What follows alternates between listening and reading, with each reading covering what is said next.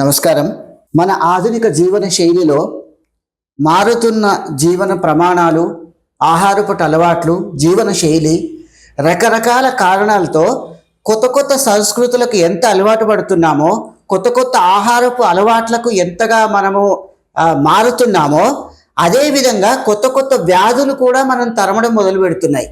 అదేవిధంగా ఆ వ్యాధులు కాకుండా ఉన్నట్టుండి బాధ పెట్టే కొన్ని సమస్యలు ఉన్నాయి. అంటే వ్యాధుల్లో కూడా రకరకాలుగా, అంటే శాశ్వతమైన చికిత్సలు తీసుకోవాల్సినవి కొన్ని, ఉన్నట్టుండి మనను ఇమ్మీడియట్గా బాధ పెట్టేవి కొన్ని ఉంటున్నాయి. వాటిలో అన్ని వ్యాధులకు కూడా శాశ్వత పరిష్కారాలు ఉన్నాయా లేవా అనేది ప్రశ్నార్థకం. అయితే ఇలాంటి ప్రాబ్లమ్స్లో ముఖ్యంగా ఈ మధ్య చాలామంది ఎలాంటి వయస్సు తేడా లేకుండా రకరకాలుగా ఎదుర్కొంటున్న సమస్యల్లో దద్దుర్లు, దురద చాలా ప్రాధాన్యత. ఇవి ఉన్నట్టుండి వస్తున్నాయి చాలామందికి. కారణాలు ఏవైనా కావచ్చు. మరి కాలుష్యం అనుకోవాలా, రకరకాల పడని తిండి అనుకోవాలా, లేకపోతే వాతావరణం అనుకోవాలా, వీటిని నిర్ధారించాల్సింది రోగి కాదు, వైద్యుడే. దేనివల్ల వస్తుంది, ఎందుకు వస్తుంది, ఏ మందులు వాడాలి తెలియక చాలామంది నానా రకాలుగా అయోమయానికి గురవుతూ ఎక్కడ దొరికితే అక్కడ వెళ్తున్నారు, లేదా దొరికిన టాబ్లెట్స్ వేసుకుంటున్నారు.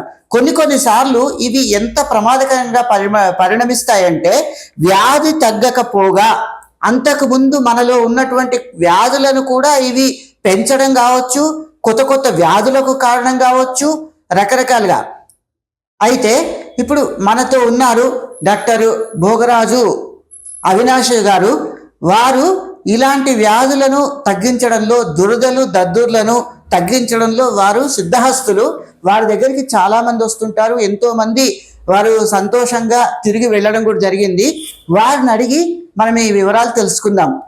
నమస్కారం డాక్టర్ గారు. సరే, ఇప్పుడు ఈ దద్దుర్లు, దురదలు ఏ కారణం చేత వస్తాయంటారు ప్రధానంగా? సార్, ప్రధానంగా మనం చూసుకుంటే ఎక్కువగా ఎవరైతే బాగా పులిసిపోయిన వస్తువులు అంటే సోర్ గ్రుయల్స్ ఉంటాయి కదండి, అలాంటి ఆహారం ఎక్కువగా సేవించడం వల్ల, బాగా సాల్టీ ఫుడ్ తీసుకోవటం వల్ల, ఇంకా కటు ఆహారం అంటారు ఆయుర్వేదాలు, అంటే పంజెంట్ ఫుడ్, విపరీతమైన కారము, మసాలా లాంటి ఫుడ్ ఎక్కువ తీసుకోవటం వల్ల ఈ దురదలు అనేవి ఎక్కువగా వస్తూ ఉంటాయి.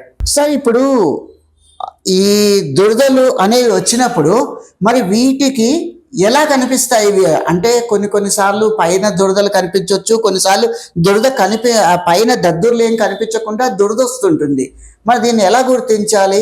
తక్షణమైన ఉపశమనం ఏమైనా ఉంటుందా వీటికి? ఉపశమనం అంటే కనుక మనం చూసుకుంటే ఈ దురదలు రావడానికి ముఖ్య కారణం ఏవైతే ఉంటాయో కాజిటేటివ్ ఫ్యాక్టర్స్, నిదాన పరివర్జన, అదేంటో మనం రూల్ అవుట్ చేసుకుంటే కనుక హాఫ్ ఆఫ్ ద డిసీజ్ మనము కాజిటేటివ్ ఫ్యాక్టర్స్ని అవాయిడ్ చేస్తూ వస్తే చక్కగా ట్రీట్ అవుతూ వస్తుంది.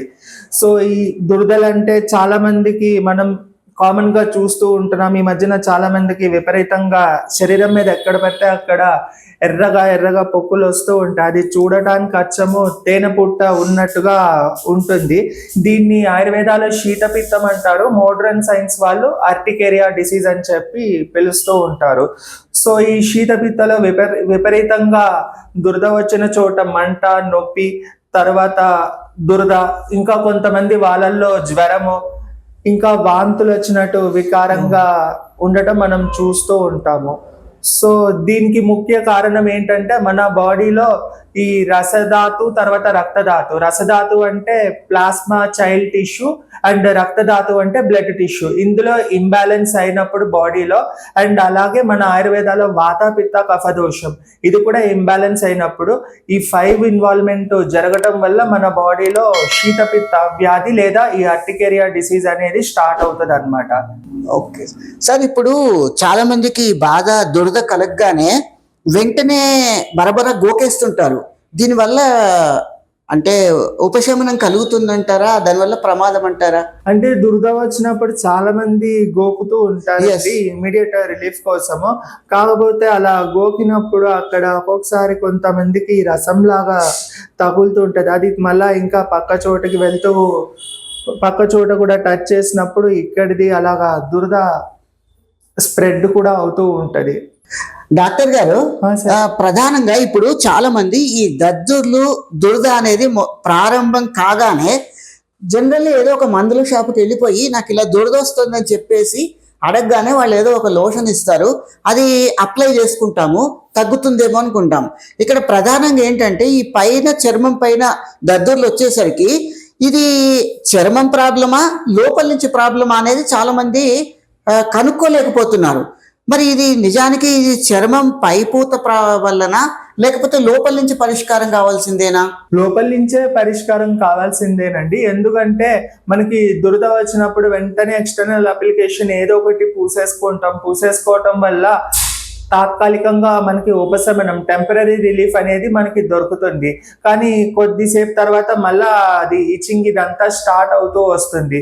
సో దీని కాకుండా మనము ఏంటంటే ఫ్రమ్ రూట్ లెవెల్ అనేది ట్రీట్ చేసుకుంటూ రావాలి. అంటే ఇంటర్నల్ గా మెడికేషన్ అనేది తీసుకోవాలన్నమాట.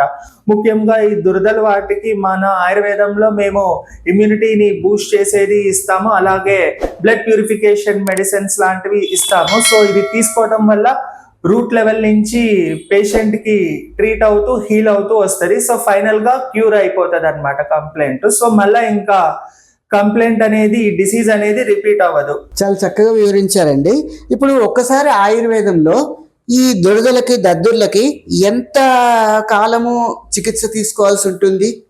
సో ఈ శీతపిత్త వ్యాధి లేదా ఆర్టికేరియా డిసీజ్ అనేది మన ఆయుర్వేదంలో వచ్చేసేటప్పటికి జనరల్ గా 2 to 3 months లోపల తగ్గిపోతుంది. మాక్సిమం మనం చూసుకుంటే కనుక ఒక 5 months పడుతుంది అనమాట క్యూర్ అవ్వడానికి కంప్లీట్ గా. అండ్ ఈ శీతపిత్త రావటానికి ముఖ్య కారణము ఎవరైతే ఎక్కువగా విపరీతంగా ఆమ్ల లవణ కటు ఆహార సేవన ఎక్కువ చేస్తారో వాళ్ళకు వస్తుంది. ఆమ్ల లవణ కటు ఆహార సేవన అంటే ఎక్కువగా intake of sour salty spicy foods, ఇంకా పొద్దున పూట ఎక్కువగా నిద్రపోవటం, అలాగే కోల్డ్ ఎయిర్ కోల్డ్ బ్రీజ్ కి ఎక్స్పోజ్ అవ్వటం, ఇంకా చూసుకుంటే ఎవరైతే విపరీతంగా శీతపానీయ సేవనాలు ఎక్కువగా తీసుకోవటం అంటే కూల్ డ్రింక్స్ విపరీతంగా తీసుకోవటం, ఇలాంటి రీజన్స్ వల్ల ఈ శీతపిత్త లేదా ఆర్టికేరియా డిసీజ్ అనేది ఫ్రీక్వెంట్ గా వస్తూ ఉంటది జనాల్లో.